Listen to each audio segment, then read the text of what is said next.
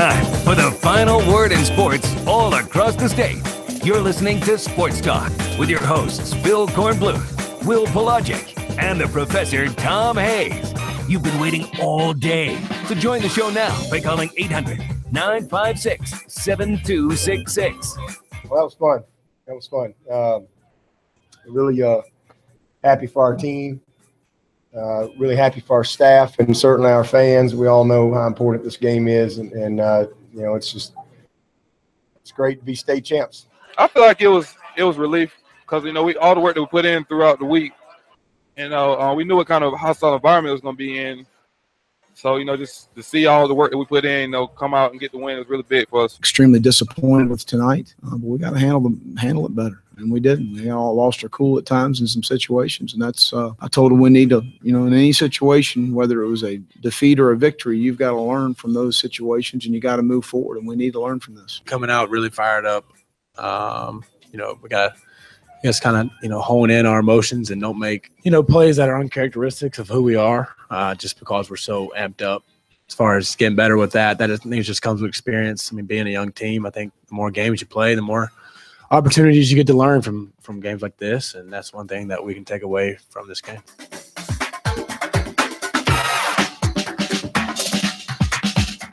Good evening, everybody, and welcome back into Sports Talk, South Carolina Radio Network. Our Monday meeting, a couple of days after the Palmetto Bowl of 2017. We welcome all of you tuning over to us from elsewhere. Good to have you in for the ride home. If you're commuting, if you're out for a jog, I passed some joggers on the streets of Columbia on my way in. If you're out for an evening walk, a little stroll maybe, just glad to have you with us. All right, 800-956-7266. It's your opportunity. We're going to say a couple of things, and we're going to give you a chance to join us and say what you want to say. 800-956-7266. We will have Zach Willis with us to give us the coach's breakdown, the coach's tape of the game. We'll give you, our views and all that. But we really want to hear from you. 800-956-7266. Phil Kornbluth, Will Pelagic, Professor Tom Hayes. So Clemson does what Clemson does in this day and age of Clemson football. They come in and they conquer. That's what they did to the Gamecocks. Pretty neat and clean on Saturday. All I have to say is this, and we'll talk all week about what Clemson did and what Clemson will do this week against Miami. But if you're a South Carolina fan, you have to be embarrassed today.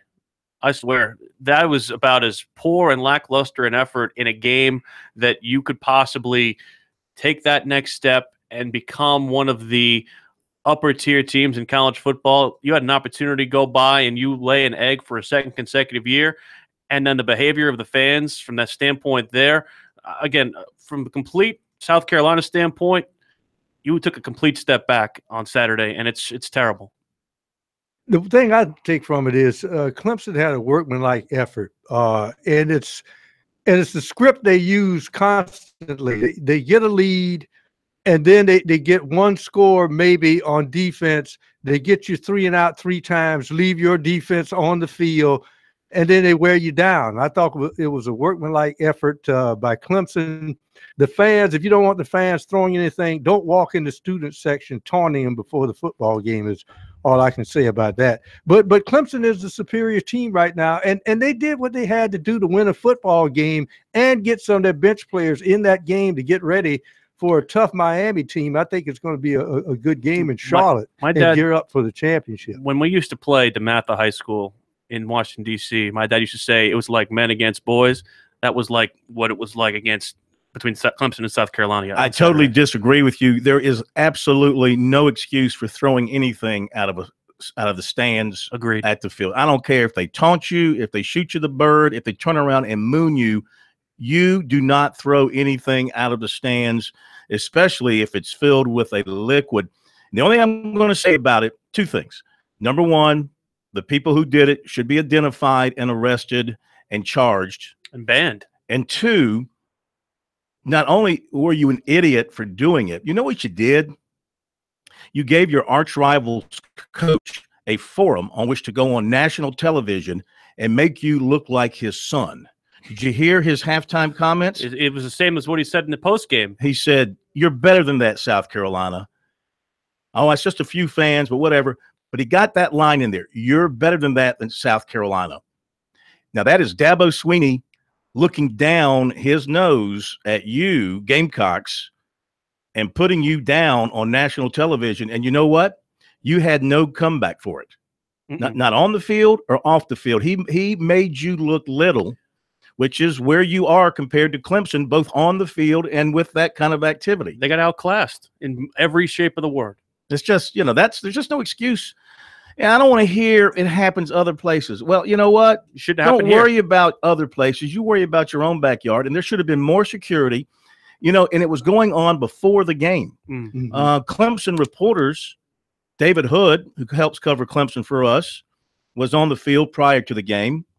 And he said a bottle came flying by him. He got hit. Oh. He got hit. So, I mean, that's just, action should have been taken. And the official should have gone over and said to the South Carolina bench, next bottle comes out of that stand, 15-yard penalty. Exactly. And we'll add to it as time goes on. So there is absolutely no excuse. I don't care what the opposing team does. It's the same thing that they did with the Florida State game. Remember the game before, Dion went over to the student section, and then 2 years later, they told Florida State, 50-yard line, y'all don't go anywhere near the student section at Clemson. Still, there's no excuse for throwing something out of the stands. No excuse. All right, 800-956-7266. We turn it over to Hugh and give you a chance around the state to say what you want to say this first Sports Talk after Palmetto Bowl 2017. Jonathan in Charleston. Is that right? Jonathan in Charleston? Joseph. Joseph in Charleston. I was kind of guessing there. Hey, Joseph, how are you? I'm all right, a little salty, but, it's all good. I want to say this first and foremost. You're right. There is no excuse for throwing bottles out. I am a South Carolina fan. There is no excuse for throwing bottles out of the stands. But like was just stated, I don't think bottles would have been thrown out if it wasn't for Clemson. They knew what they were doing going to the student section and antagonizing them. It's a 7:30 game. They know every single one of them, if not all of them, was drunk. So they knew they were going to get a rise out of it. And again, there is no excuse for the bottles being thrown, but Clemson knew what they were doing. That's why it was blame to be placed on both sides of that situation. Also, I really am starting to lose a little bit of respect for Dabo with how he plays late in games. Like 2 weeks ago when they were playing, they were up, 60-something points, and he's still throwing the ball. And then on Saturday, they were up 34-0, and he's going for it on fourth down. Like, that's classless. We were beat down. There was no way we were going to win this game. Why are you still trying to score on it? Like, you're the number one team in the country. There's no reason to do that. Like, it's really classless in my eyes. Okay, thank you very much. Appreciate your phone call. 800-956-7266. Let's go to Stephen in Charleston. Next up here on Sports Talk, the Big Kahuna must have had him riled up in Charleston before us. Stephen, welcome in. How are you? Yeah, man. I didn't know if you were paying attention or not. Really excited, really happy about how the game played, obviously, from a Clemson side of things. One thing that I'll say that I was watching the game with my best buddy, who's a Clemson or Carolina fan, that echoed what the last caller just said about the fourth down. Obviously, if you've watched Clemson football this year, their kicker is shaky and yet again completely missed a extra point for the third or fourth time this year that was being close. And that's a whole other story of why I think Dabo should be trying to instill confidence in him instead of taking confidence away by not even allowing him to kick touchdowns. But I understand why he did it, because he obviously is not this year. But I didn't really get much out of the Big Hoon, like you said, because it's kind of going off the air. So wanted to know what you guys thought about it, basically, in reference to Wilson's comment. I know Pro's probably going to have something to say about the Gamecock side, but I just feel like if Trevor Lawrence comes in and not to mention Kelly Bryant's coming back next year, because obviously he's not a pro-style quarterback, so he's probably not going to go next year. But if Trevor Lawrence ends up being any sort of close to what they think, with next year being in Clemson, and then so on and then forth, right now it seems like it's going to be tough for Carolina to really turn the rivalry. Not saying in a single game they can't, maybe pull an upset, but I just think for the foreseeable future right now. We got to hit a break. We appreciate the call. Back in a moment. I'm writing.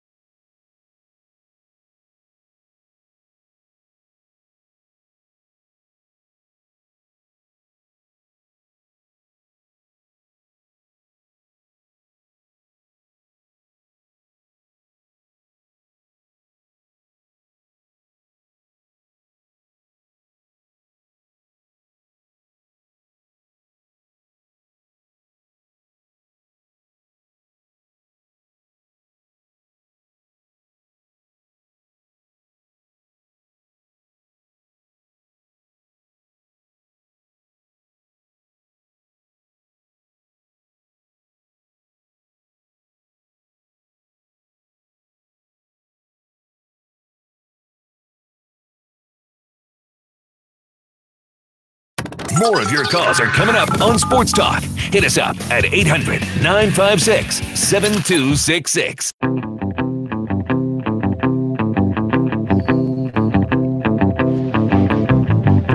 Very busy night on Sports Talk. 800-956-7266. Very quickly, the All-ACC team announced today on the first team offense from Clemson, Mitch Hyatt, Tyrone Crowder, Justin Falcinelli. On defense, Cleveland Farrell, Christian Wilkins, Dexter Lawrence. Second team defense, Austin Bryant, Dorian O'Daniel. Third team offense, Hunter Renfrow, Deion Kane, Taylor Hearn, Travis Etienne.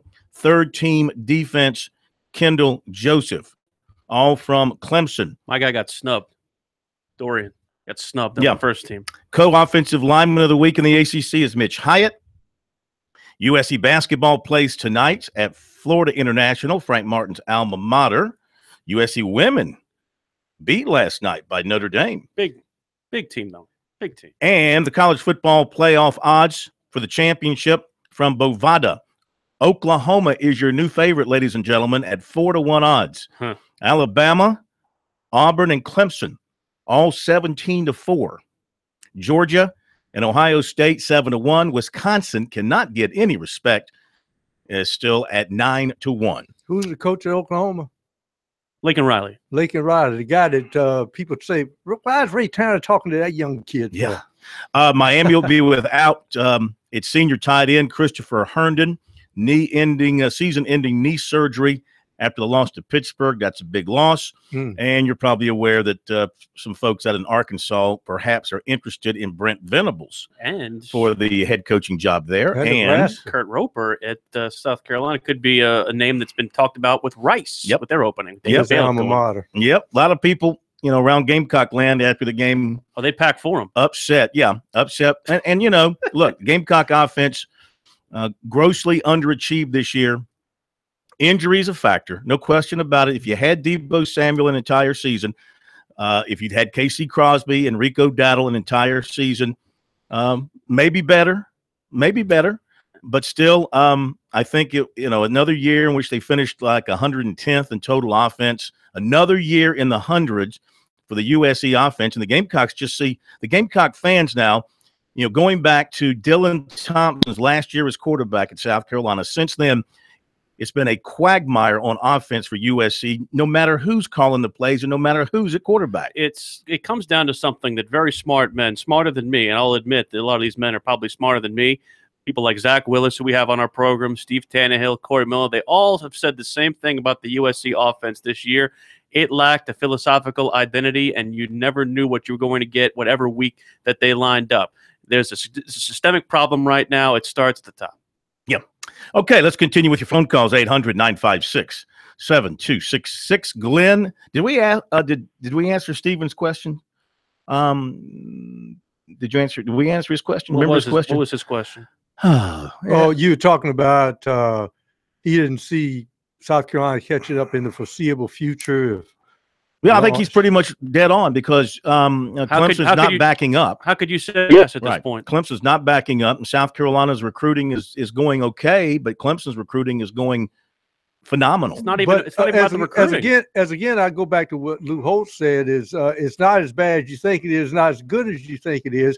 But you notice Syracuse just kept Clemson off schedule. A team that's balanced on offense keeps Clemson off schedule, does not give away a giveaway touchdown like South Carolina did, and you can stay in football. They were 14 points behind before they even took the field. Exactly. Because of the pick six and because of the stupid penalties that led to the other touchdown drive from Clemson. That's a 10-point ball game without those two plays. Little things. And Clemson did a couple of little things early in the punting game, pinning the Gamecocks back when the Gamecocks could not do the same thing. They got suckered twice. Now, Will Muschamp said they were in pooch mode on the punts, and so the players were playing the receiver and not the ball, and that's why they didn't down it inside the 10-yard line. But Clemson was able to down it inside South Carolina's 10-yard line a couple of times, and one of them led directly to the pick six and the touchdown. You were going to need Clemson to help you out to win the game on Saturday, and not only did they not help them out, they played a perfect game, and South Carolina played about as imperfect a game as you could have expected. All right, Glenn in North Charleston, welcome into Sports Talk.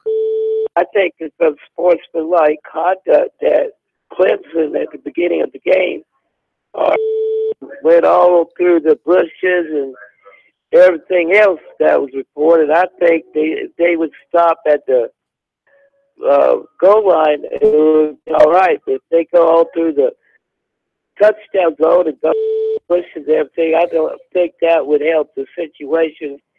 Not only that, Debo needs to have a duct tape over his mouth during halftime because he don't know how to do a proper news conference. Apparently, he helped instigate stuff, and I think it was on both sides that looked bad. But otherwise, we don't be judging, for ye shall be judged. All right, thank you. Couple of things here. Number one, the interlocking of the arms and walking in from the 20-yard line to the end zone is something that Clemson has done for years at every game, home and away. So that's nothing new. That wasn't done just for the South Carolina game. If you follow Clemson football, you know that's the case. Number two, look, I mean, it's not their fault, the visiting team's fault, that they have to come out of the tunnel in front of the student section and warm up in the end zone right in front of the students. That's the arrangement inside Williams-Brice Stadium. And, it's up to South Carolina to provide a protective area for the visiting team. Right. And whether it's Clemson or Georgia or Tennessee, it's not the first time that I've seen projectiles coming out of the student section at a visiting team, not just Clemson. It's just worse against Clemson. Mm-hmm. And it needs to stop. Being drunk on your ass is no excuse. I don't care if you were out in tailgate mode for 12 hours. You know, there is no excuse for doing that. And you could kill you could kill somebody, and it might not. You could hit a Carolina cheerleader. Mm-hmm. I saw, I had my glasses when Clemson scored. I think it was Renfro in the corner of the end zone when he caught that touchdown. I had my glasses on the play, and I saw this dark colored. The liquid was dark. Bottle come flying in at him, and one of the game kicked it back toward the student section. And we know it's only a few, but a few bad apples can make the whole program look bad. You just can't allow bottles in that. I'm not so sure it is a few. I'm not so sure it is a few. And it continued throughout the game. That's the whole thing. It started in the pregame and continued into the game. That's on USC and USC security. It's okay. By the time the second half started, the Gamecocks had played so poorly that half the students left anyway. Well, this is true. Maybe they should put up like a net, and they have to separate the students from the playing field. Maybe it was fortunate for Clemson. It is ridiculous, and it's a terrible look on national television. And again, you gave the opposing coach a chance to go on at halftime with Holly Rowe and say what he had a chance to say, and he was justified in saying. Don't give him any ammo. Exactly. Billy in Stonehill, welcome into Sports Talk. Hey, Phil, how you doing? Good. I got a couple of comments, and I'll hang up and listen. First of all, as far as the game as a whole, being a Carolina fan, I've been one for over 40 years. And I think the biggest disappointment in this game was I was expecting to be a whole lot closer. I wasn't really expecting us to win, but I was expecting to be more competitive, and I think that's the biggest complaint I've got. And I think they really need to look at trying to get another offensive coordinator that can be more devised, especially being the SEC, because if you look at the 2 years, there really hasn't been that much improvement. So it's kind of disappointing looking at it from the outside. As far as the bottle throwing, I really don't agree with it. It's really not called for, but Clemson fans seem to forget there have been years where they have thrown 0 candy bars into our field. They have thrown oranges on our field. They seem to think that they can get away with it and thinking that it's okay for them to do it and not have any excuses for it if the player acting gets hurt.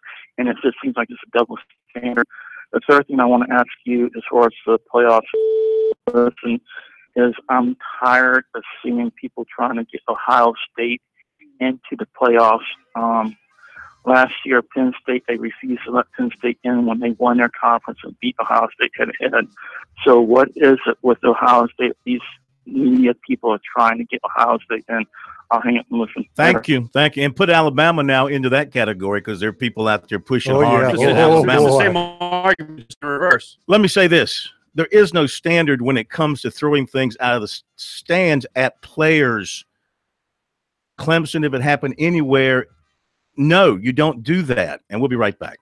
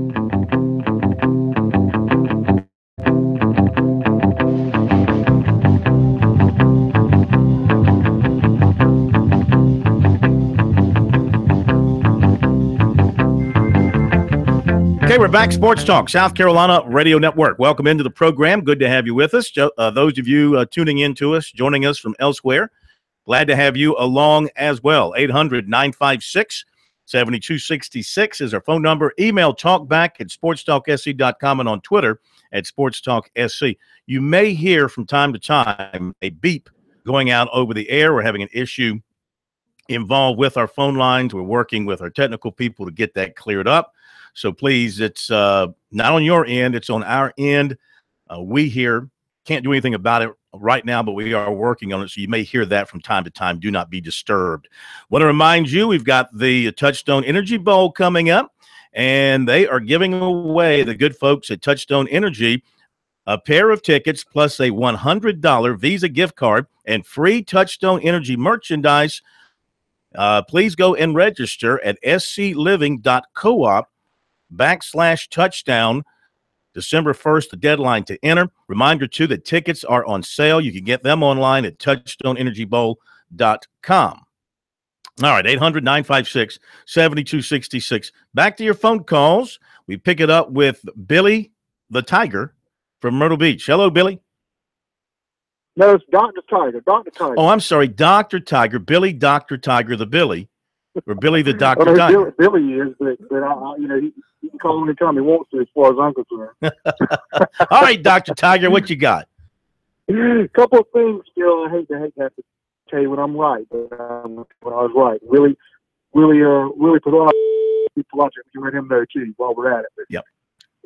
Just like I said last week when I talked to you, it was not an equal game when you looked at it at the beginning with either side of the line of scrimmage, and it showed the other night. The only time that the Gamecocks scored was whenever we had our third team defense in, so their offense was just as bad as we thought it was going to be. They didn't score. They didn't have a threat of scoring. I don't think they even had a first down across midfield until after halftime. So that tells you that side of the ball. And for that other poor sour coot that called earlier, complaining about us running that score up or taking a fourth down, we had this first offense at that point. We're on their side of the field. What are you going to do with a third-string offense whenever you're on the other side of the field? You're going to kick a field goal, or you're going to go for the first down. What's the difference? You're running the clock out either way. So it really wasn't, and who can blame Dabo after what happened earlier? With the, if you saw the replays, you didn't even try about to show too much of. Saw one of a Gamecock player hitting the Clemson player in the head with a closed fist. I don't know if you caught that or not, but that was on there. There's a lot of that kind of stuff going on. Yeah. Or DJ Smith. I'm sorry. And as far as the bottle throwing and stuff, this is not something new. It's been going on there for a long time. It was just worse. It wasn't just 10%. It was 90% of the student section, and it was even some behind the Tiger bench doing the same thing. If you look closely, some people who were there, that's what was going on. So it wasn't because we walked down to their end of the field. Yeah, there was a little chippiness there after we did the Tiger walk, but that's, like you said, that's every game. That's not something that was out of hand or something we did on purpose to them. That was every game, everywhere, and they just took it. They just went with it with their own usual selves. And they got to do something about that. They want people to not talk bad about them. As far as Dabo getting upset, or you wouldn't have said it's just sour grapes from the diehard Coot fans who wanted to say it was him just being a jerk. He was mad because he didn't want anybody getting hurt. Yeah. He had every right to go to the official and say, look, penalize these guys if they continue to throw bottles out of the stands. And he had every right to do that. And again, I just want to be clear. If this happened at Clemson when South Carolina was up there, now I don't remember projectiles coming out of the stands at Clemson last year when they played the Gamecocks, when the Gamecocks were warming up, or during the game. But if it were to happen, my opinion, I think all our opinions would be the same thing. True. It should not happen. Now, the caller who mentioned the oranges coming from Clemson, and that was related to when Clemson beat South Carolina or beat any team they were playing to clinch an Orange Bowl bid back when that was high water for the Tigers. And the fans would throw oranges onto the field, but that's just not Clemson. Teams that have done that in the past have often thrown the fruit of their bowl representation on the field, peaches, oranges, whatever the case may be. Some even threw gators out there. We're spending too much time on the bottles and not enough time on the fact that South Carolina committed egregious unsportsmanlike conduct penalties and unnecessary roughness penalties that cost them yardage in the game and allowed Clemson to take advantage of those opportunities and score. That was what lost you the football game, not the bottle throwing and the classless nature in which some fans misrepresented the South Carolina fan base. But the fact of the matter is, it has become something that has overshadowed the game, and that's part of the reason why we find it deplorable. Here's something to think about, and I tweeted this out during the ball game as it was winding down, and I could work on the numbers. You know, Will Muschamp now at South Carolina has lost 11 games. In the 9 games against teams that weren't Clemson, the average margin of defeat was 10.3 points per game. I think it was 10.3.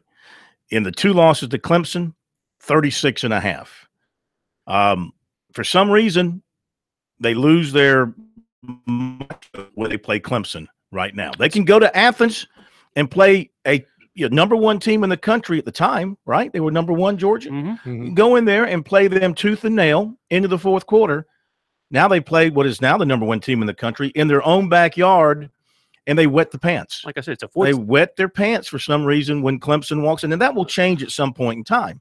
You know, one day South Carolina is going to be able to knock Clemson off, but this could turn out to be like a Virginia Tech rivalry where Virginia Tech won 11 in a row. Well, we talked about that early on during Spurrier's tenure, when Clemson would do uncharacteristic things in the football game, especially when Clowney was playing. It was just like they never do this in the other games. And, of course, Clemson had a tremendous team that won ACC titles during that period. But for what other reason in that series, they did some uncharacteristic things against South Carolina during that period.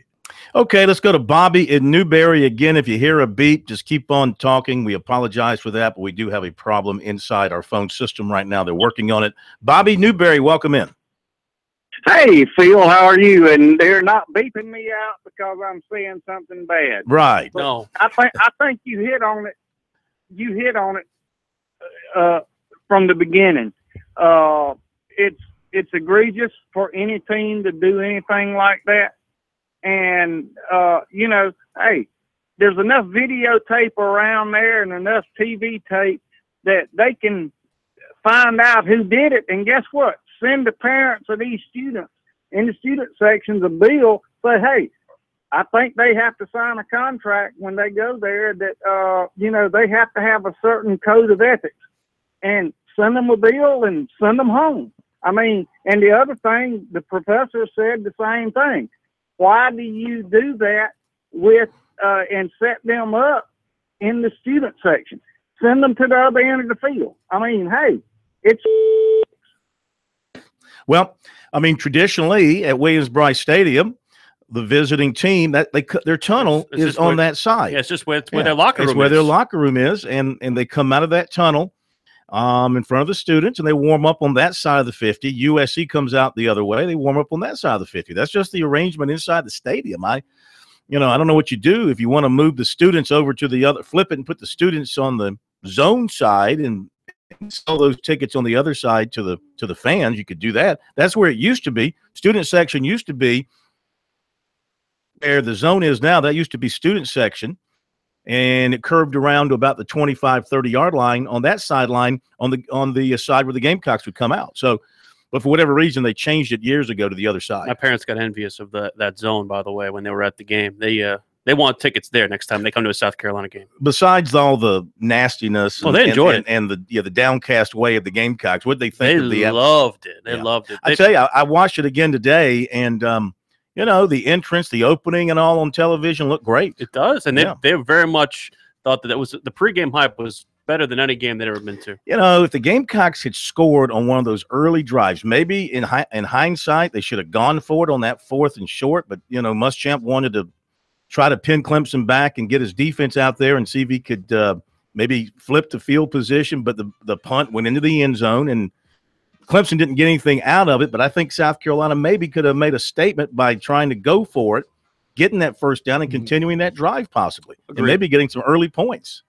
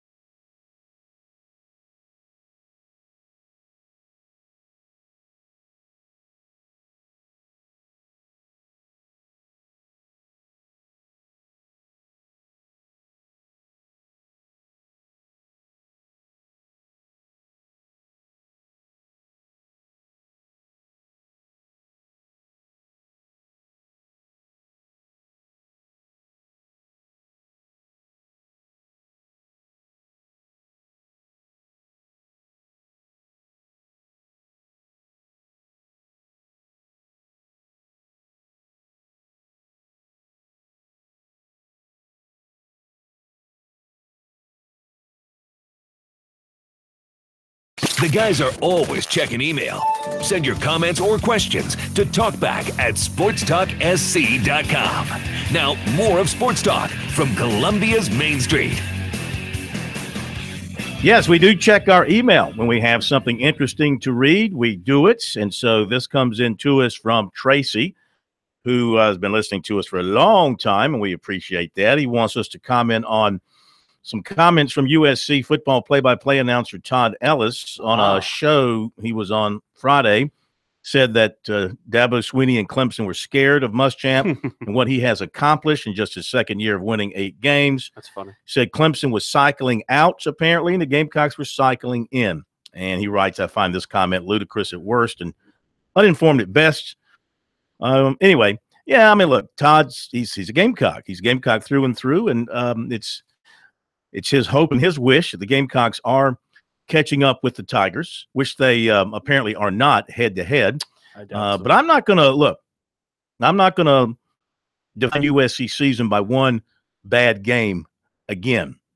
What Muschamp has done at South Carolina in 2 years is pretty darn good. I thought last year to win 6 games and get to a bowl game and nearly win that with that team was pretty incredible.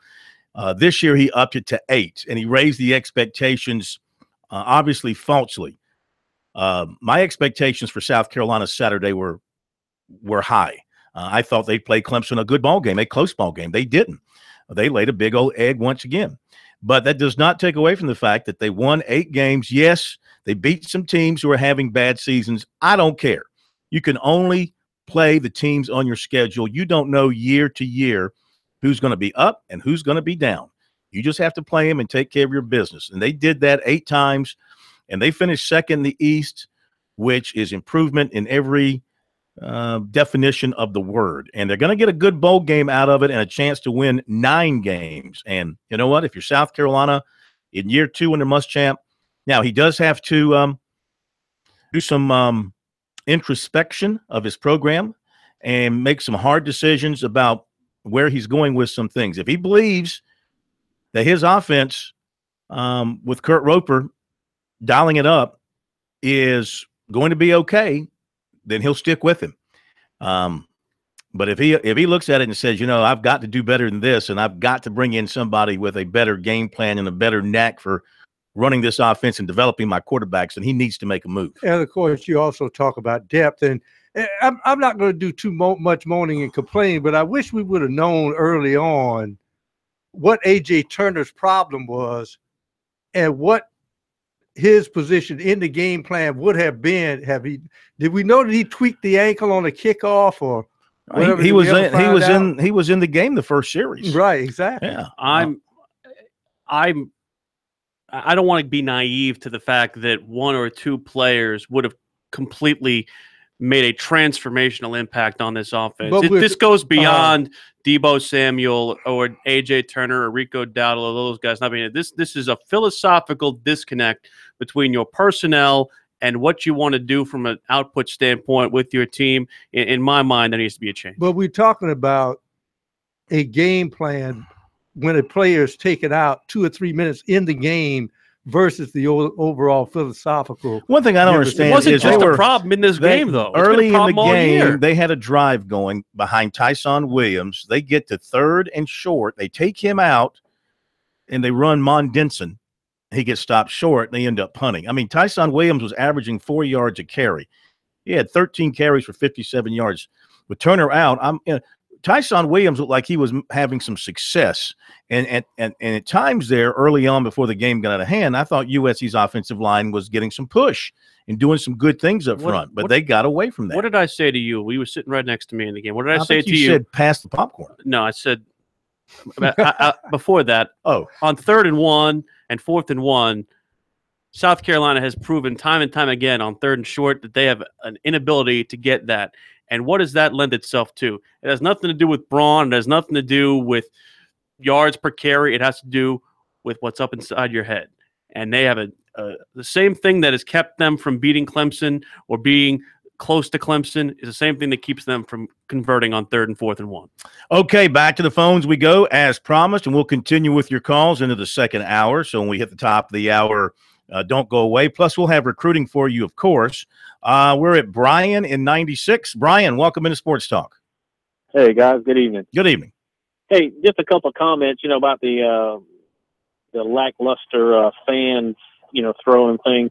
I can understand that maybe being a little frustrated, but I mean, they need to be frustrated at our team. They're the ones that aren't able to execute and keep Clemson from scoring. So, I mean, they need to hold South Carolina more responsible instead of being so frustrated at the opposing team. And it's our job to stop them and to score and just can't get it done. I mean, face it, you guys hit it right on the head. Clemson's a much better football team than South Carolina. There's no doubt about it. I mean, they dominated South Carolina in every position. So my second point, there's a lot of comments about Kurt Roper being the offensive coordinator. Jake Bentley's been here almost 2 years now. He was an early enrollee. I don't know that the offense isn't just being slowed down some for Bentley. I mean, I know sometimes he runs for his life to make plays, but man, there's a lot of plays every game, a lot of plays that he wished he had back. Overthrowing guys, throwing them behind them, just the performance of the quarterbacks. I don't put it all on the offensive coordinator. I think Bentley's being held some of that, and he's just not the task that he's able to do. Well, and thank you for your phone call. Look, Jake was one of those highly touted recruits, 4-star, whatever you want to assign to him. Everybody was ecstatic around South Carolina when he came on board. So, and he's still young, but he does have now at this point, he does have 19 starts under his belt. Okay, that's almost 2 full seasons. So he's got a lot of experience, and he's a smart guy. Okay, you're not talking to a dummy here. And this is a guy that's been a quarterback, since he fell out of the crib. We'll ask Zach about these numbers. 62% completion on the year, 2,555 yards, 16 touchdowns, 11 interceptions. The ratio touchdown to interception is not great. You'd like to maybe have another 1,000 yards passing in there. He averages 212 passing yards per game. I mean, it's a good season. It's not a eye-popping standout kind of season. Here's the problem. Everybody got aroused by the bowl game numbers where he threw for 390, completed 74% of his passes. And should have been. They should have been excited after that. I don't like taking bowl game statistics seriously because bowl games, you have a month to prepare for the team. It's an opponent that's not necessarily a familiar one, so they're at a disadvantage already. There's just so much atypical that happens with a bowl game and the bowl game preparation. The offense usually comes out ahead of defenses because of that nature, and it does not give a fair indication of what you can expect week to week. And everybody got aroused by those stats and thought that was going to be the norm. That was a bit of a misconception. Real quick, I talked to Casey Crosby's dad today, who's the coach at Bamberg Earhart. They're playing for a state championship. He told me that KC is making progress, believes he'll start running in about a week and a half, and hopes to play in the bowl game. It's good stuff. So that'd be good news. All right, very quickly, before we get to the top of the hour, let's head to RJ in Lexington. RJ, listening to us on the Point in Columbia. Welcome in, sir. How you doing, Corn? How you doing, guys? You got to remember that South Florida defense is pretty bad too, and you're right, those expectations. But I just want to make a couple points. Corn, asked you guys a question. I don't know what's worse, more shameful, the people throwing the bottles on the field or the people defending them tonight. So, just think about that, guys. You should never defend that. But no, there's no defense. Pro, you were right. You talked about, Clemson always did something stupid. And Corn, you can remember trying to throw a reverse pass to Sammy Watkins that got intercepted. Reggie Merriweather running down the field, and they substituted him. Mm-hmm. Well, Tony Elliott and those guys don't do that now. They're controlled offense. They get down in the red zone, then they start running the ball. They do some quarterback runs. It's completely different. They did exactly what Carolina gave them with the short passes. And I think that is a great way to go. And I want you guys to talk about the Clemson-Miami game and what you expect out of that. Enjoy it, Corn. Thank you. Clemson did have one stupid play call early. They were driving, and they called kind of a funky play. Yeah. And South Carolina blew it up, and it killed that particular drive. I think it was on their first drive. It was the pass at the sideline or whatever. Yeah, something like And that. everybody froze. Yeah. The fumble-rooski. Yeah, kind of a fumble-rooski, but it wasn't. And South Carolina smelled it out and did a nice job. But you're right. They call a pretty conservative, straight-ahead game plan. Top of the hour, we'll be back.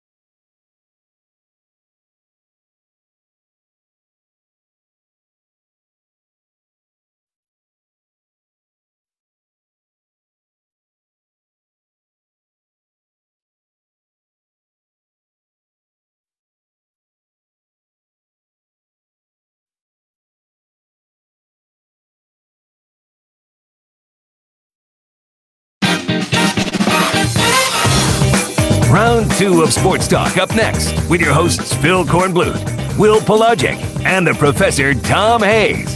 Don't leave us hanging. Join the show, 800-956-7266. It is the Monday after. We're your Monday after pill for the Gamecocks. Monday after pill. Sometimes I just kind of made that up. Sometimes you say things where I just look at you and it doesn't come across over the air. This was one of those That's times. good. What, people are watching you on our big screen. No, I made the bitter beer face at you with that one. Next question is, what did this pill diffuse? We try to make you feel better. 800-956-7266 is our phone number. Email talkback at sportstalksc.com, on Twitter at SportsTalkSC. Zach Willis with the coach's approach to the game coming up in a few minutes, but we promised you more phone calls, and that's what we give you here on Sports Talk. Let's go to Jesse in Coward, where I once got a speeding ticket. Jesse, welcome into Sports Talk. How are you?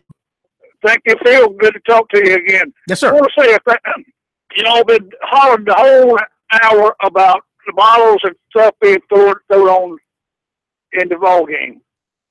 It is a normal thing for Carolina fans to do that. I've been up there many a time, and I've always tried to watch out and told the law about it. Let's quit talking about that. Let's start talking about the ball game. All right. First series, Carolina had the ball. They wanted the ball to start with. Is that correct? Say that one more time. Yeah. Jake Bentley took the snap from the center, turned around and threw the ball out there, and Rex Carter, he just stood right there and picked it off and ball into the end zone. The whole game was over. That was Ryan Carter. Rex Carter, former Speaker of the House. Ryan Carter, he just walked into the end zone. The ball game was over, and Carolina could not stand it. Yeah. It didn't matter. You could run that 1 yard a half a dozen times, and 5 out of the 6 times Carolina would make it. They ain't no run the ball on Clemson. They ain't nobody run the ball on Clemson the whole year. They ain't running it in the last 4 years. Let's look at the talent. Y'all have been preaching the whole year, since last year, about how great South Carolina talent was. How many offensive linemen could start for Clemson? None. Well, the tight end probably could. I'll give you that one. Maybe. All right. How about the quarterback? No, not in the offense Clemson likes to run. No, wouldn't be a good fit. Well, I said you run what you got. This is what I said leading up into the week. I said the exact same thing. It said there isn't a player on South Carolina that I would take over a player at any position on Sky Clemson. Moore. There isn't any. Sky Moore would do well in Clemson's line. Well, he had 15 tackles. He was all over the field. It's the strongest part of Clemson's team, though. That's the problem. He is. Sky Moore is probably a dirty ball player. And I hate to say that about any ball player. No. He had a bad game. He had a bad game. How many unsportsmanlike penalties did he get?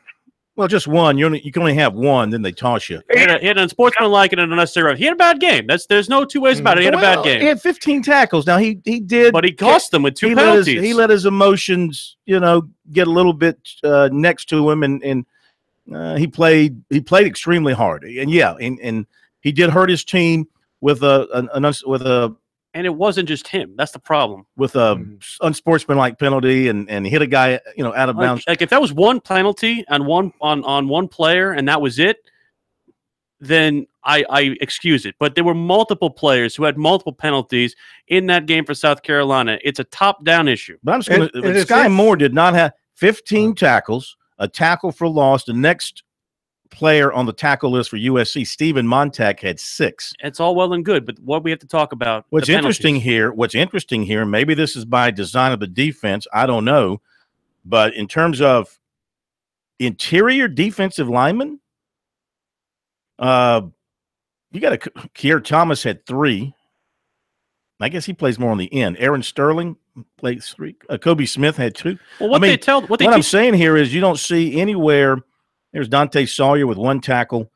Stallworth was not credited with any tackles. That's a scheme thing. What they want, their defensive Kinlaw was credited with no tackles. Their defensive line is basically supposed to hold up the offensive line and let the linebackers make the plays. I understand that. But scheme still, I've seen them make tackles during the season against inferior offensive lines. And of course, you talk about the penalties. It's uncharacteristic of South Carolina. As we mentioned before, I said in an emotional game, watch out, because South Carolina is the least penalized team in the SEC, but in an emotional game, I know Carolina fans like to rag on the ACC, but the last 2 years, Clemson's had 3 first-team All-ACC offensive linemen, and that's no accident. I know you're talking about your scheme, but I can't believe if I were to talk to Lance Thompson and tell him, between Kinlaw, Stallworth, Sawyer, you had 1 tackle. Certainly, they got to make tackles, not just get tied up with the offensive linemen, don't they? Am I missing something here? All right, let's continue. 800-956-7266. Good hearing from Jesse, the mayor of Coward. Frank in Williston, you're up next on Sports Talk. Frank? Hey, yeah, Phil, glad to be on this radio. Yes, sir. Good to have you. Look here. I'm a Clemson fan. I've been going back and forth with a Carolina friend of mine on Facebook today. But as a Clemson fan, it's like I told him, if I see somebody doing something like, throwing whatever, in the stands at Clemson, I want to get them out of there, because you got recruits out there and parents, and you're trying to convince the kid to come, and you got to convince the parents to send. This is where you want to send your child. And so, whether it's Clemson or Carolina, you just can't have that, And I'll say that to Clemson fans just as hard as I can to Carolina fans. Yeah, there's no part. There's no part for that in a ball game. No place for that. No place at all. Yeah, and I don't know Will Muschamp, but I guarantee you he's out there trying to convince these kids to come to Carolina, and it hurt him. They hurt their school, and it would hurt Clemson if we did it. So. Yeah, I hadn't heard y'all address that tonight, but anyway, I'll hang up and listen to what you got to say. Well, thank you. Well, we've talked about the issue, not from the standpoint of it hurting the recruiting efforts and all that. The performance on the field did enough to hurt right. that. Never a good look when you lose big at home when you've got recruits in the stands and fans are leaving in the third quarter. The line of taillights going down George Rogers and Bluff Road, it was backed up in the third quarter. And it's twice this season. They had big recruiting weekends, Kentucky and Clemson. Yep. And they lay 2 eggs. And of course, for some players, hey, they need me here. Not as some they'll turn away, but there's just as many will say, hey, here's where I can play. Kentucky not as big an egg as Clemson, but still a lackluster effort altogether. Back to Williston. Is that right? And Bob? Do I have that right? Bob in Williston. Hello, Bob. Welcome to Sports Talk. Hey, Phil. Hey, Bob. Bob, do you know Frank? No, I don't know Frank, but he may know me. But I'm well known around Williston. Okay. No, just kidding. Yeah. Phil, I know you've been to Clemson a number of times. Yes. And what I saw Saturday in Columbia, with where they have the students right around the visitors' dressing room, I think it just adds to a potential problem. Where the visiting band and a good portion of the visiting fans at Clemson sit surrounding the visitors' dressing room. If you've seen it, I know you've seen the band and where the visiting band sits.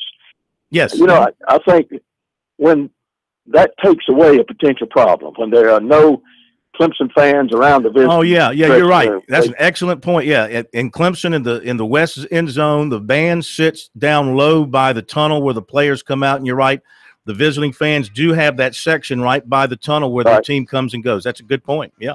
There's a number now. There's a lot of them around the rim of the upper deck too. Yes. But there's a good number that sit all around that visiting exit to the dressing room. So yeah. I don't know. That's something I think South Carolina could address, but I don't think it still doesn't excuse the students for throwing that. No, you can't. You can't do that. We got to go and hit a break here, but we thank you very much. That's an excellent point. We'll be right back.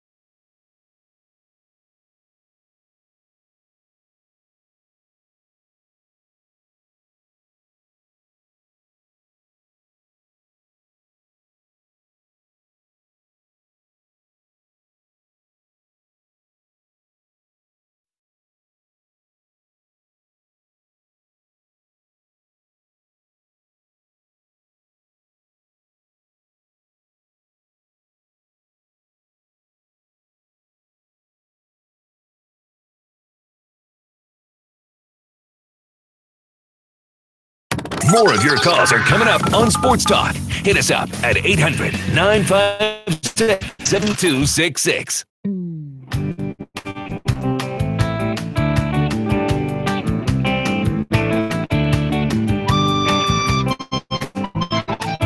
Quick update on USC and FIU. 20-6 South Carolina, or 29 now, excuse me, in favor of South Carolina. But 13:05 to play first half, 5 apiece for Hassani Gravett and Justin Minaya. The Gamecocks 4-1, trying to get back in the win column again after a 2-1 stay in Myrtle Beach. All right, 800-956-7266. We'll try to get to more of your phone calls in a little bit, but right now it is time for another edition of First and 10.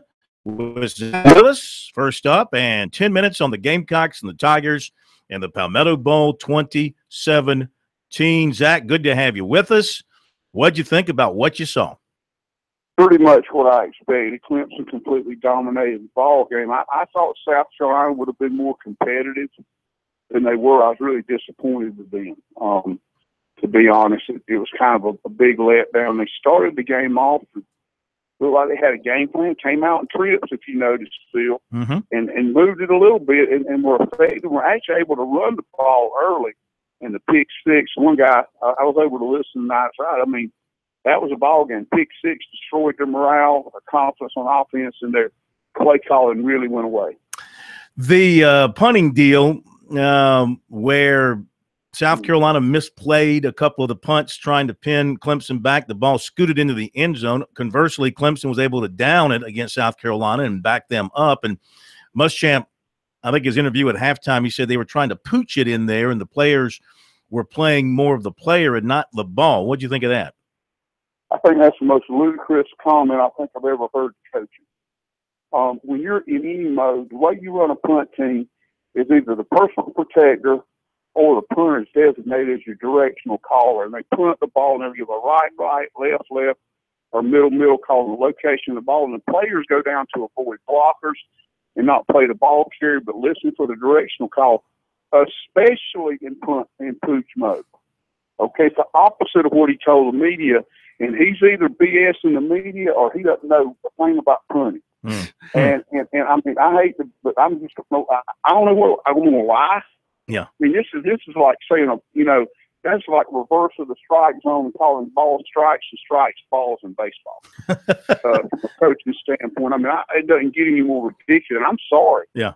But I guess I'm not. I'm sorry, not sorry, as young people say today. You can use this to serve as a general comment on your confidence in Kurt Roper as an offensive play caller, or just the general offensive feeling about where this team is at. But in my mind, you come out in tempo, as you said, they were moving the football, and then you come down to a 4th and 1. We've seen this team struggle at 4th and 1 all the time. Why don't you go for it there?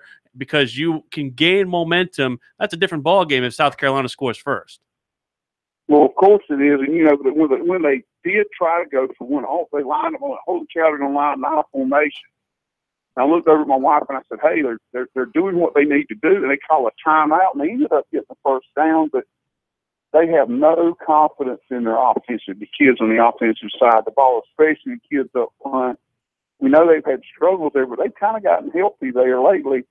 And I thought their kids up front actually played probably one of the best games they've played. But you're dead on the money. It was just disappointing. And they needed to strike first. I think that stadium, for all the negative stuff I heard, which I'm heard enough, it was wrong. That's enough. But the bottom line is that stadium, the top would have blew off of it if it had one on it, and that's what they needed to do. Yeah, no question. Well, Coach, when you look at Jake Bentley, and no matter who's calling plays or who the offensive coordinator is, his personal development, starting off a game maybe too hyped up and maybe too stuck to the blackboard. You go back and throw out of the end zone, and you don't trust that you got to race and get the ball out so quickly that you don't trust your eyesight. And I notice he rarely utilizes the pump fake, either to freeze a guy or to just see what he sees. And if he uses the pump fake there and then resets and floats that ball over to Brian Edwards, he's open down the field there. talk about his development as he goes forward of not getting too hyped early and trusting his eyes when the play says go quickly. Well, it's all about composure and maturity, bro. You nailed it as usual. And from a psychological standpoint, he should be beyond this now. Yeah. As many starts as he's had, but they're not preparing him psychologically. Nobody's holding him accountable for these performances. I think he's a great competitor. I know a lot of people are down on him, but you have to prepare seasoned quarterbacks mentally, especially in the off-season, film study, things like that. It looked like an option route. It went awry. That's a very complex route to be throwing in your end zone because the receiver has to read on the run, as does Jake Dixon. We know he struggled with that, not trusting what he sees. And you keep things simple in big games, especially when your opponent's a whole lot more talented than you are. Well, and the thing, too, he overthrew Hayden Hurst, who was wide open on a seam route early that would have been 6. His second interception, he badly underthrew the ball. Look, probably their best quarterback developer as a coach on the staff is Bobby Bentley. Yes. And so in the tank for Bobby Bentley, man. But Bobby Bentley is known as a quarterback guru, is he not, Zach? Well, he played it. He brought all his boys played at some level. I don't want to get into, I'm obviously a friend of his. I have probably a little bias. I recruited a ton of his players, and I'm going to lay that out there because you want to be honest. But, yes, he's done a great job. He understands offensive football. I don't know the dynamics on that staff, but I know they've got some major philosophical issues, and basically that they don't have an offense. And their head coach, I want to go to this. The head coach has got to know every side of the ball. 4th down, that's his call. That's not a coordinator's call. You're the guy that makes the call. Inside of 4 minutes of the game, it's the head coach's call. If you don't know what pooch mode is and you can't explain that, I'm telling you, when I heard that, I couldn't believe I was hearing that. And the rest of this stuff, all of it falls under a guy who, now listen to this, Phil, 2-9 in rivalry games in his career as a head coach. You were asking about their performance against Clemson. It goes back to Florida. They couldn't beat Georgia. They couldn't beat FSU. They couldn't beat Miami. And now they can't beat Clemson. All right, let's talk about the Tigers here our last couple of minutes. Generally speaking, what do you think of their performance overall? Kelly Bryant running the offense and the defense that Brent Venables dialed up. Business as usual. Still struggling with the trip formation on defense. The seam route was wide open. It's been open all year long. But overall, they took care of business. They were professional. They kept their composure.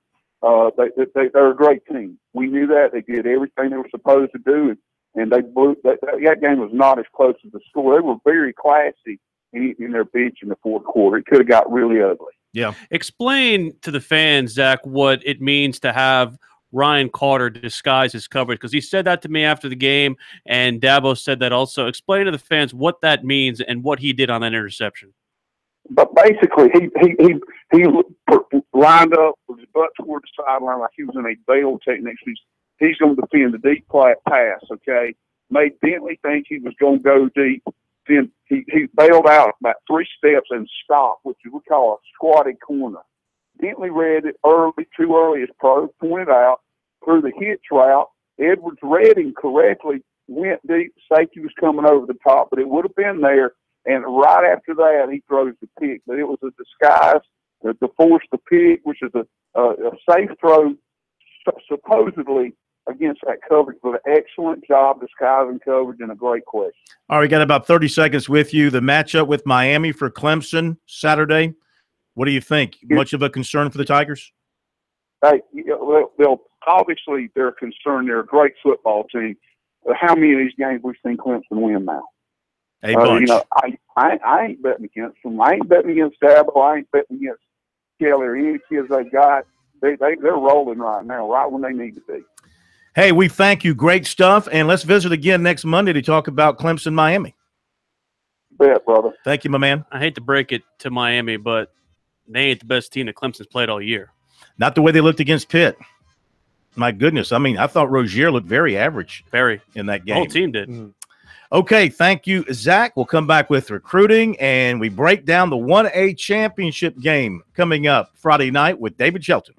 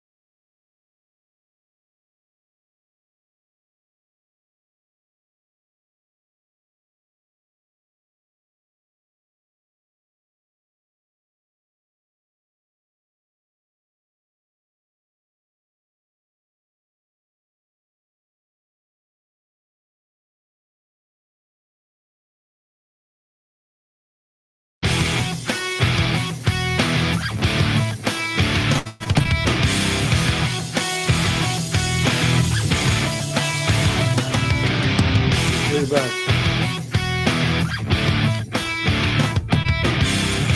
Recruiting coming up in a couple of minutes. Stay tuned for that. But we have got state championship weekend in Columbia. The weekend of champions is upon us here.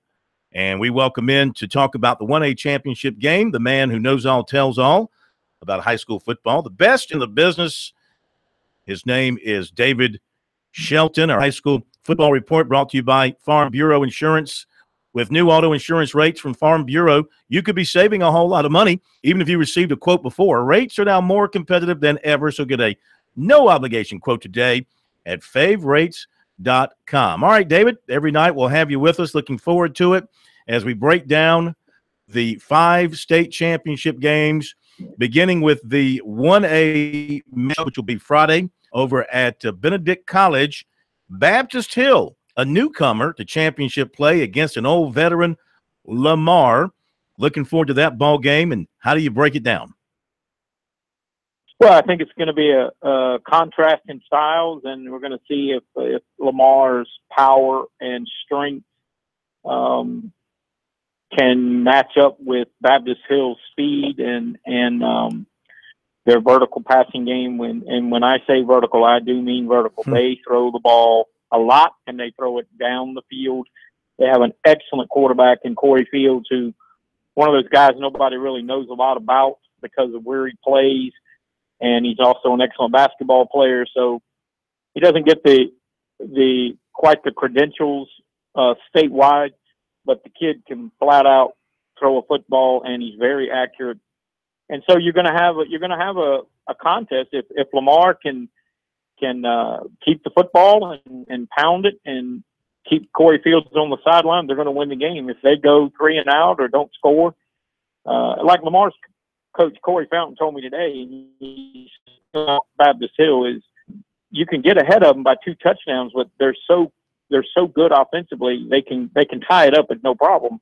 2 passes and they're back in the game. So it's going to definitely be a great matchup between contrasting styles. I think Lamar is more physical. They have a little bit of a size advantage up front, but everybody, the Baptist Hill played, as Marion Brown said today, he said, we haven't been bigger than anybody we played, so we kind of know what we're going into. We just need to execute. And he made the joke today. He said, we don't run the football. The only time we actually run the ball is on kickoff and punt returns. He said, other than that, we're going to throw it. And he's right. They do. And they throw it downfield. I mean, they go for chunks. They don't throw screen passes. They throw it for chunks. Are they always in an empty backfield? Pretty much. Sometimes they'll line up Jay Burnell, who's also one of their best receivers, will get some stuff, maybe on some sweeps. But most of the time, Corey Fields is back there by himself, and he leads the team in rushing with 800 yards. But it's I think Marion exaggerates a little bit. There are a few design runs, but not much. When he runs, it's usually because he's scrambling, and they send their receivers so far down in the pass patterns that the secondary turns their back on the quarterback, and the next thing you know, he's 25 yards downfield. So it's definitely a design to it. Sometimes it looks like there's not, but I've seen them play in person, and there's a design to what they do. But again, it's not an offense that Lamar has seen a lot because of the teams they play, but Lamar is very well coached. They're very athletic. They have 24 picks as a team, so obviously somebody's tried to throw it against them. But a lot of times people throw it because they're so far behind and they're trying to catch up to Lamar. Baptist Hill throws it as part of what they do. Yeah, a lot of the pregame hype, of course, surrounds Corey Fields. I want to talk about Jablonski Green because he's a guy in both sides of the football that can affect things for Lamar. How big of an impact do you think he'll have in this game for the Silver Foxes? Well, I mean, he's an impact player. There's no question. I got to look at him today, and just in street clothes, he's an impressive-looking young man. He's a big, strong guy that can run. He's going to get after Corey Fields. That's going to be probably one of his jobs, is to get after him, but he also can run the football. They're very balanced. Their quarterback, Coleman, is a really nice player, can run the ball, throw it, but he's not flashy. He's just very consistent. Every game, you look at his game-by-game stats, he's just always been very good. But Jablonski is the guy. I mean, I think this will be his third title game in his 4 years, and Lamar is good. I mean, I'm telling you right now, Lamar's the favorite, and they've won 34 of their last 35 games. So the only game in that stretch they lost was to Lakeview last year in the state championship game. But this will be a different challenge, but they're still the favorite. All right, real quick, Lamar, they always have a great defense. We know that, but they too can score big points. They're averaging over 40 points per game. What do they do offensively? Well, they're gonna try to run it first, but they do enough because teams will try to focus on taking away that run. Like I said, Coleman's a pretty good thrower. I mean, he's not Peyton Manning back there, but he's a pretty good thrower. And they have a lot of weapons. But they pound the football. They have 3 or 4 guys that look at their rushing totals. They're all very productive players. So that's going to be the story. If they control the football and can pound it and score, Baptist Hill is going to have to come from behind. But as opposite of many of the teams that Lamar plays, Baptist Hill is capable of coming back quickly. So it's going to be a fun game. There's no question. Yeah, looking forward to it. That'll be at Benedict College on Friday evening, and look forward to seeing what should be a terrific football game and a quarterback who can throw it all over the place. David, thank you very much. We'll catch you tomorrow night. We'll talk about the two-way championship game. Okay, take care. David Shelton with our high school football report, a preview of the state championship 1A battle Friday. To recruiting we go. Mick Mixon coming up here in just a few minutes. Dorman offensive lineman Jordan McFadden, saw him today at the press conferences. Boy, he's a good-looking guy. Now, he just takes up space. He's just big. Anyway, plans to announce his final commitment Sunday, it looks like, before signing in December. He told us last night, quote, "I still feel strong about Clemson. It probably will be Clemson." Of course, he's been a Virginia Tech commitment since July 4th, but he's been a Clemson fan, and once the Tigers offered in August, they began to make up the ground on the Hokies, and then when he made his official visit, has seemed to turn the corner. And he talked with Clemson assistants Robbie Caldwell and Jeff Scott on Saturday and watched the game on television. He also was in touch with Virginia Tech Sunday. Justin Fuente is scheduled for an in-home a week from Thursday, but he said he'll cancel that should he commit to Clemson on Sunday. Now, if something happens with Jimbo Fisher or Chuck Kelly at Florida State, South Carolina could land defensive back Israel Mukuamu out of Bossier City, Louisiana, the former Berkeley star. Talking with him last night, he's been a Florida State commitment. He tells us that Florida State hasn't told him anything. He's supposed to talk to Chuck Kelly today. He has been talking to South Carolina, and he told them just to wait on it. If there's a coaching change at Florida State, he said, I'll probably flip to Georgia or USC, most likely one of the two. He talked to USC's Travaris Robinson on Friday. He said he's willing to wait, and I believe that he will. He said if Fisher stays at Florida State but Kelly leaves or is fired, that too is an issue for him and could lead to a change in heart. If both stick with the Seminoles, then he said he will too. He has taken officials to USC, Florida State, Georgia, and Indiana, and he'll go to Purdue this weekend. Defensive back J.C. Horn of Alpharetta, Georgia, was back at USC Saturday night for the game. On Sunday, he decommitted from Tennessee. He had committed to the Vols over USC and Alabama back in August. He has also been to games at Tennessee, Auburn, Alabama, Ole Miss, and Georgia. The Clemson game was his third game at USC.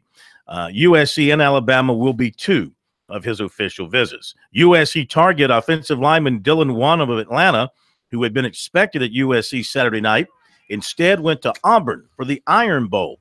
Clemson target receiver Justin Ross of Phoenix City, Alabama, also was at Auburn Saturday.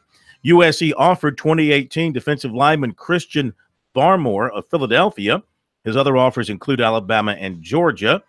USC target defensive end Dorian Gerald of Florence, College of the Canyons Junior College in California, had an in-home visit last night with a recruiter from Syracuse.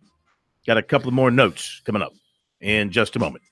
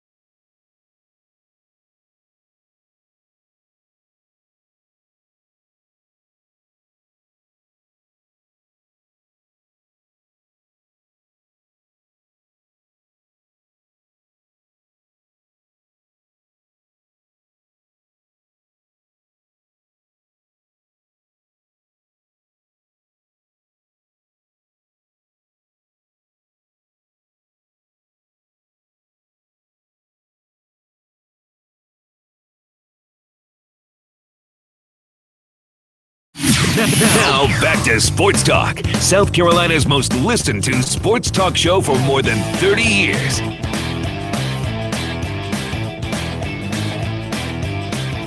All right, quick update on USC basketball. 31-29, Florida International leads with 2:57 to play first half. By the way, they are the Ken Palm number 324 team. I know it's on the road, but you don't lose to Ken Palm 324.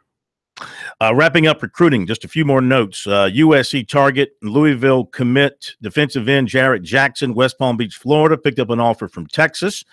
Greenwood receiver Sam Pinckney has set an official to LSU for this coming weekend. Duke is coming in to see him. Well, they were supposed to be in today. Also hearing some from Georgia, Virginia Tech, Appalachian State, and Georgia State.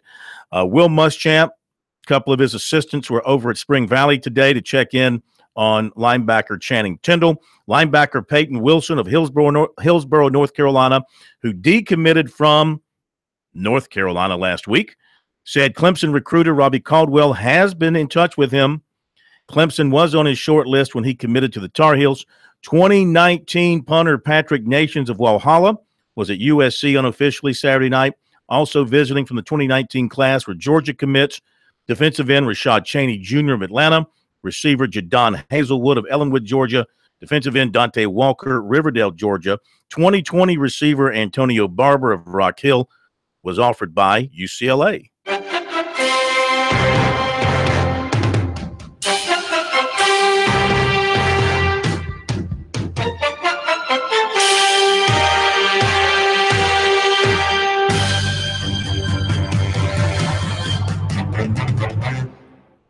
McCown with Coleman coming on a blitz. Oh, yanked down by Horton, fumble the ball, picked up by the Panthers. Carolina scoops it. Kuechly off to the races, to the 10, the 5. Touchdown!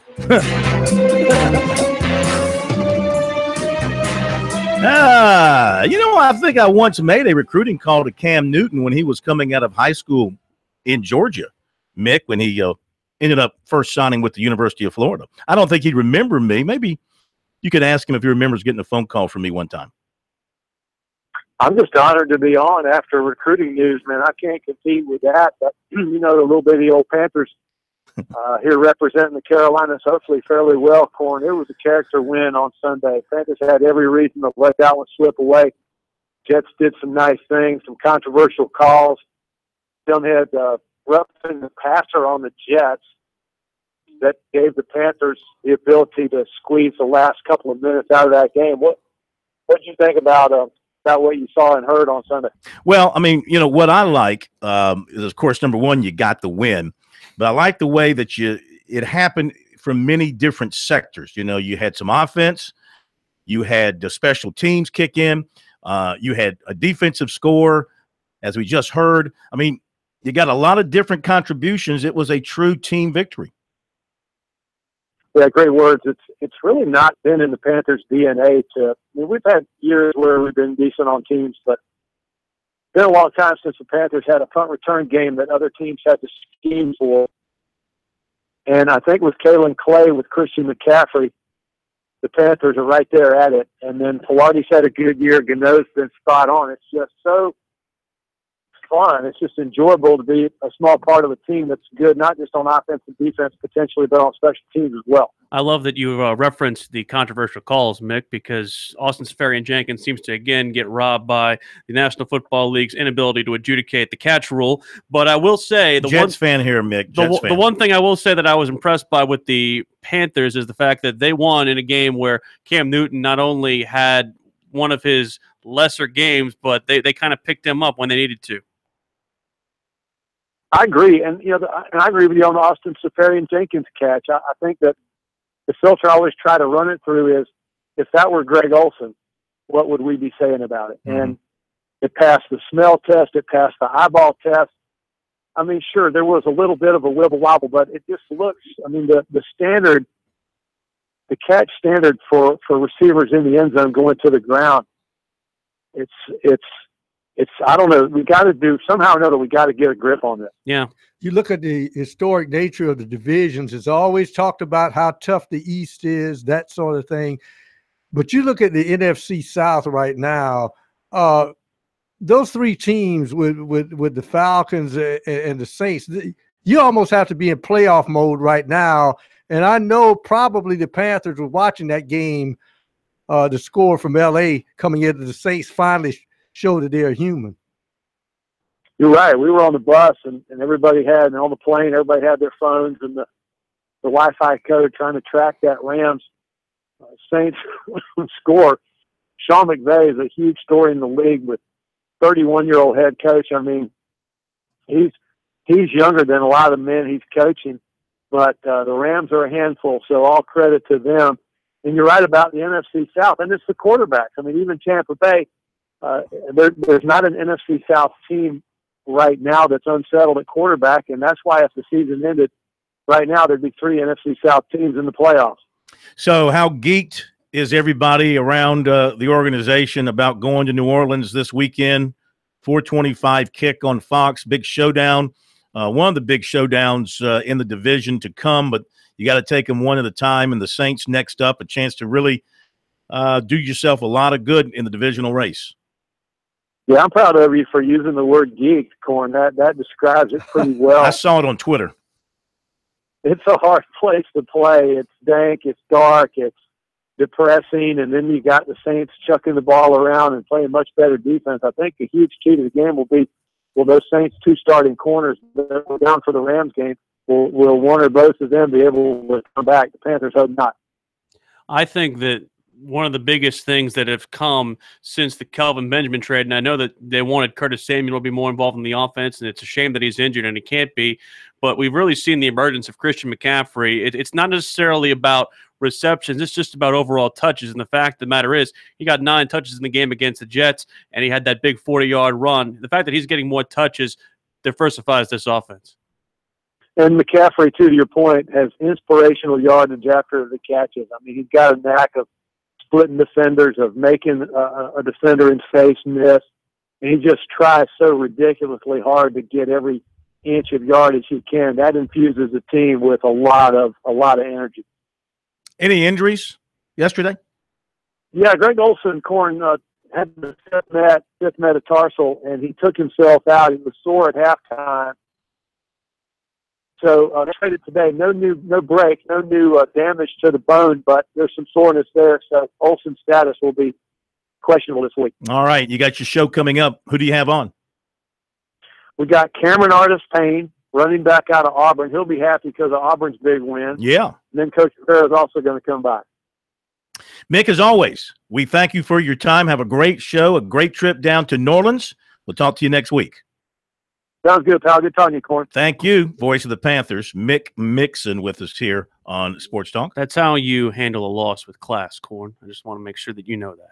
That's how you handle a loss with class. You were complaining about something against your team that obviously was not worth complaining about. However, agreed. I got beat on a field goal. He agreed with the call. And an unbelievable catch that could have been called incomplete. You're just mad that I got beat on a field goal on the last play of the game. You're just mad I know how to use the word adjudicate. Got the blow. Good work. I like the way you said New Orleans, too. Because and Brian's wearing a Steelers T-shirt. I didn't even recognize it. By the way, we're at halftime down in Miami. 30. Frank Booker hits a three-pointer with 14 seconds left in the half, so South Carolina up 38-36 at the half. 15 points for Chris Silva, 5 of 5 field goals, 3 rebounds, so it's a good day for him. If you're looking for that game on television, you got to go find CBS Sports Network. 3:15 on the cable. That's where it is. On DirecTV, it Columbia, is that is 2-something. It's after NBC Network. I say that'd be about 2:20. It's 2:21. Thank you. 2:21. Is there anything that you don't know? What I'm going to eat tonight? The meaning of life. I'm trying to figure out what I'm going to eat tonight. Yeah. E equals MC squared. All right, tomorrow, news conference day up at Clemson, getting ready for Miami. I'll be there. Willie P. Prince Willie will be there. Tiger Will be there. Don't worry. He'll take care of it. And let's see what else we got. More on the state championships. We'll take more of your phone calls. I know there's plenty of you who could not get through tonight. Sorry, we'll take a bunch of calls tomorrow night. Hear from the Tigers, update recruiting, talk some basketball too. Thank you, Brian, Pro, Willie P. Enjoyed it. Thanks to all for tuning in. Have a great night. We'll see you tomorrow.